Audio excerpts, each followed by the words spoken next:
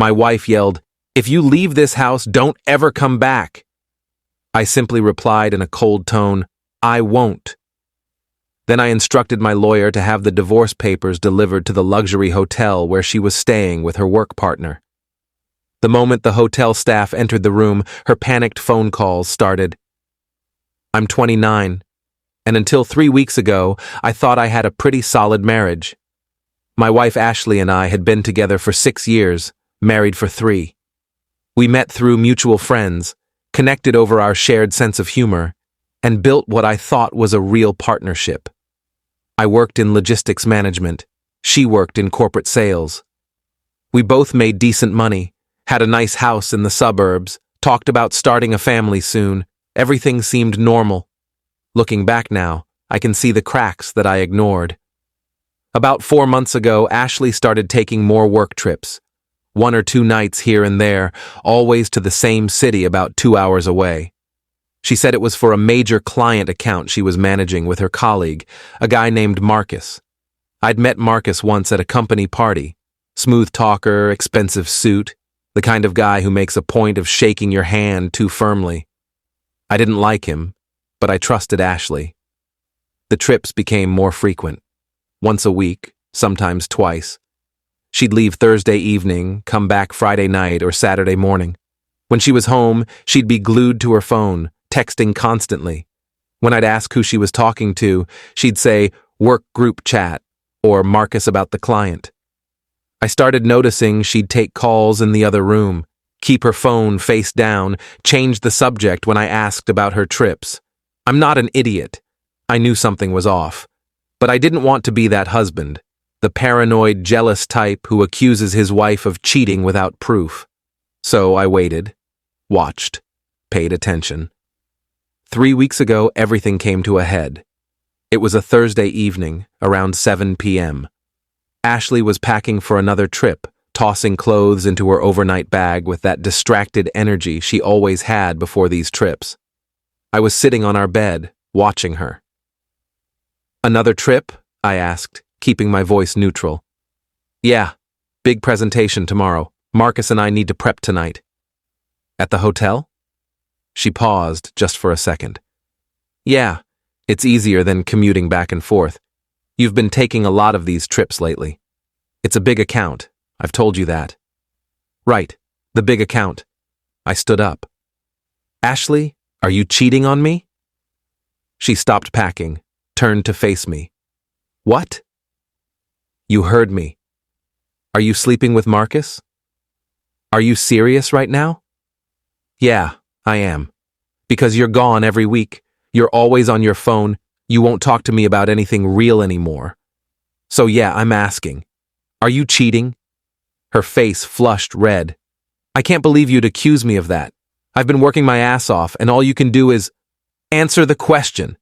"No, I'm not cheating. God, you're so insecure lately. It's exhausting." "Then show me your phone." "What?" "If there's nothing going on, show me your phone. Show me your texts with Marcus." She clutched her phone tighter. "No, that's a violation of my privacy. We're married." "What privacy?" "I'm not showing you my phone just because you're being paranoid. That's not how this works." I felt something snap inside me. Not anger exactly, just clarity. "Okay, then I'm done." "Done with what?" "This. US. I'm not living like this anymore." She laughed. Actually laughed. "You're threatening to leave me because I won't show you my phone?" "That's ridiculous. I'm not threatening. I'm telling you, I'm leaving." I started walking toward the closet to grab a bag. She followed me, her voice rising. "You're being insane. Where are you even going to go?" "My brother's place. Anywhere but here." "Fine. Leave. If you walk out that door, don't ever come back." I stopped, turned to look at her. She was standing there with her arms crossed, face red, eyes daring me to actually do it. Like she thought I wouldn't. I looked at her for a long moment. Then I said, coldly, calmly, "I won't." And I left. Update 1, I drove to my brother Dan's apartment about 20 minutes away. He opened the door, took one look at my face, and said, What happened? I told him everything. The trips, the phone calls, the secrecy, the fight. He listened without interrupting, then said, "You did the right thing, man. You need proof before you make any big moves, but you were right to leave." "I need to find out for sure," I said. "I need to know if she's actually cheating." Dan thought for a minute. "You said she's staying at a hotel tonight, right?" "Which one?" "She always stays at the Grand Marquis downtown." "Why?" "Because that's a high-end place. They have strict privacy policies, but they also keep records. If Marcus is staying there too, there might be a way to find out." I didn't sleep that night. I kept replaying the fight in my head, the way Ashley had refused to show me her phone, the way she dared me to leave like she wanted me gone. By morning, I'd made a decision. I called a divorce lawyer at 9 a.m. Her name was Patricia Chen, came highly recommended from a colleague who'd gone through a messy divorce a few years back. I explained the situation, the suspected cheating, the secrecy, the fight. She listened carefully and then said, "Before we file anything, we need evidence. Do you have access to any of her accounts? Credit card statements, phone records? We have a joint account that she uses sometimes, but she has her own accounts too." "Check the joint account. See if there are any hotel charges, anything that corroborates your suspicions." I logged into our joint bank account that afternoon, scrolled through the last few months of transactions, and there it was. Multiple charges to the Grand Marquis Hotel. Not just room charges, but room service, bar tabs, spa services. Hundreds of dollars every trip. I screenshotted everything and sent it to Patricia. She called me back an hour later. "This is good. Shows a pattern. Now I'm going to advise something that might feel uncomfortable, but it's legal, and it will give us what we need. We're going to have divorce papers served to her at the hotel. Tonight." "Tonight?" "Yes. If she's there with Marcus, the server will note it. It creates a record, and it sends a very clear message that you're not playing games." I thought about it for maybe 5 seconds. "Do it." Update 2. Patricia arranged for a process server to deliver the divorce papers to Ashley at the Grand Marquis that evening around 8 p.m. The server was instructed to hand-deliver them directly to her in person at her hotel room. I sat in Dan's living room, phone in hand, waiting. Dan was there with me, drinking a beer, trying to distract me with small talk. It didn't work. I was too focused on the clock. At 8:14 p.m., my phone rang. Ashley's name flashed on the screen. I let it ring. It went to voicemail. She called again immediately. I didn't answer. Then the texts started coming in. "What the hell did you do? You had someone come to my hotel? This is insane! Call me right now!" I didn't respond. Just watched the messages flood in, one after another, each more frantic than the last. At 8:27 p.m., she called from a different number. I picked up this time. "What the hell is wrong with you?" she screamed the moment I answered. "Nothing." "I told you I was done. I meant it. You had divorce papers delivered to my hotel room, in front of Marcus. Do you have any idea how humiliating that was?" "Oh, Marcus was there? In your room?" "Interesting." She went silent. "Ashley, I know you've been cheating. I know you've been staying in the same room with him. I have the credit card statements, the hotel charges, everything, so don't bother lying anymore." "It's not what you think."